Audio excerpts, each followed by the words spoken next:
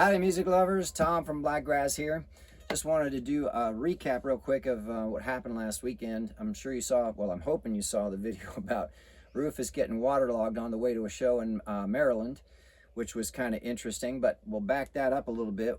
Speaking of waterlogged, we played up in Williamsport, Pennsylvania, and it was right by a river. It was a beautiful spot, don't get me wrong, but man, everything was soaked by the end of the night. So we've been having a little bit of a challenge with some moisture for the last few, days, finally getting things dried out. But anyway, it was funny because by the time I was tearing down at night, I mean, there was literally water all over all the cases and on the speakers and everything. I had to wipe down all the cables and everything. And so it took a little longer to tear down and get out of there, but they were super nice. It was a great crowd. They were busy the whole time I played, and I think it was like an extra 40 minutes or something like that, just because people were staying and having so much fun.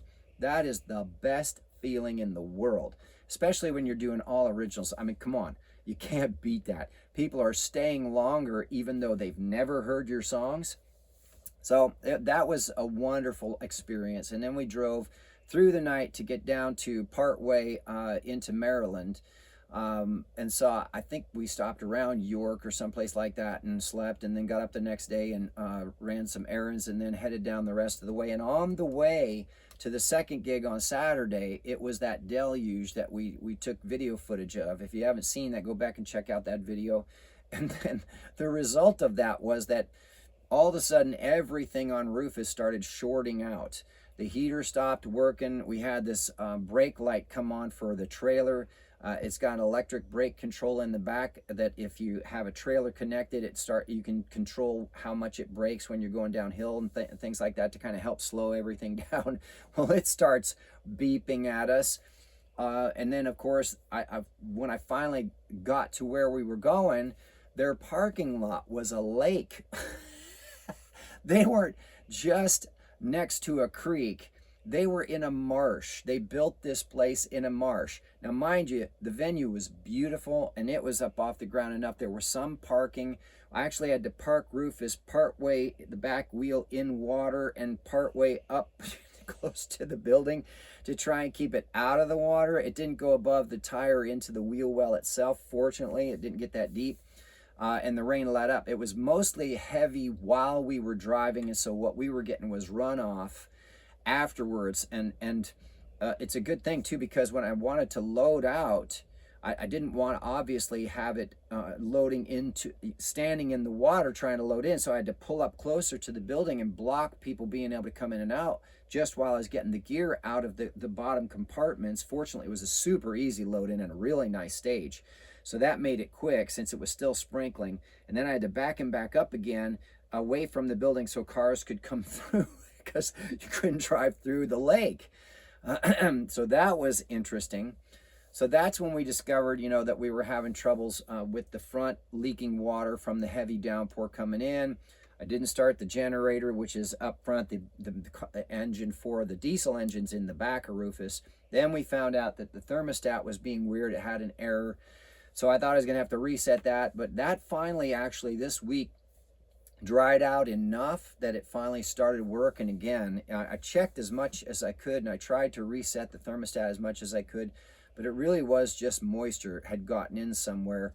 Check out that video too of us when I do the walk around on Rufus and show the different spots where water wasn't just coming in from the front, but it looks like it might have been coming in from underneath as well. So I've got my work cut out for me in the next few weeks trying to figure all that out and make sure that we seal that up. But the good news is the thermostat works again, and the show that night went fantastic.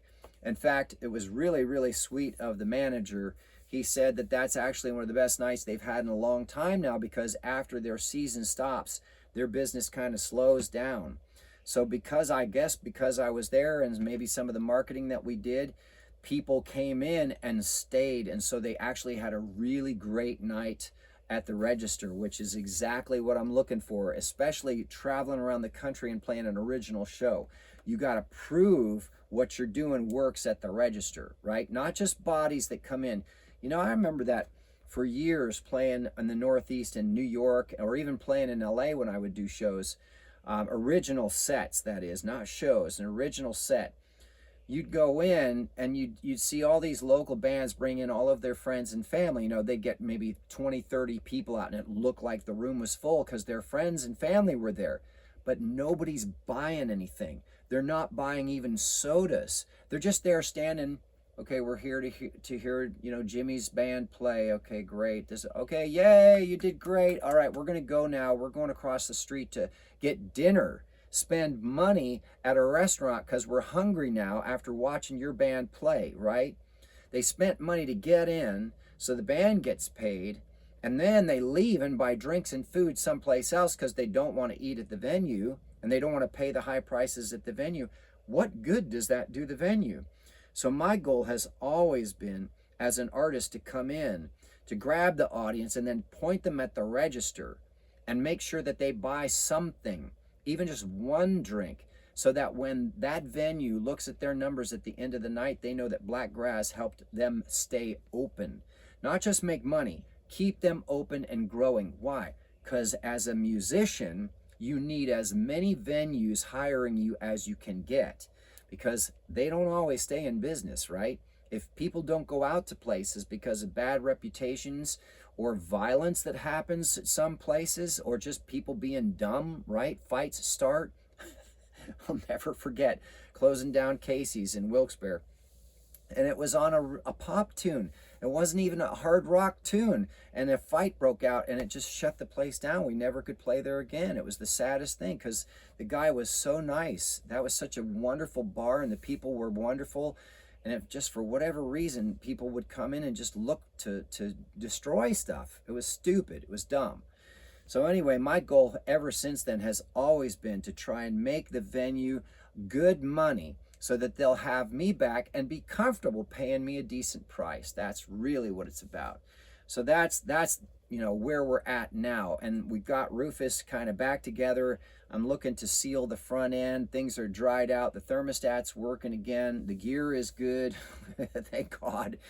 I just still have to get that one speaker fixed, but the sub is working out great if you saw that video.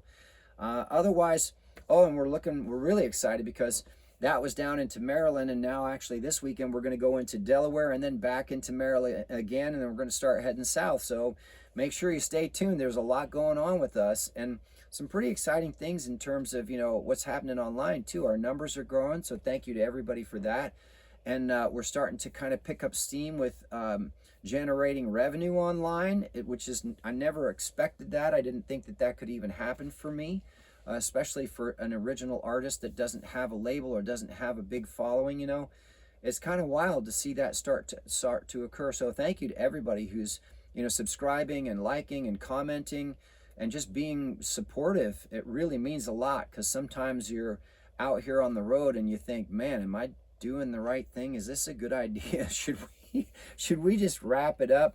The campers broke down again. Should we just go back to Texas and I get a job or something, which is not an option, but you start to feel that way sometimes. So every time y'all watch these videos and every time y'all subscribe or like or comment, God, it helps so much you couldn't even believe. So thank you so much, everybody.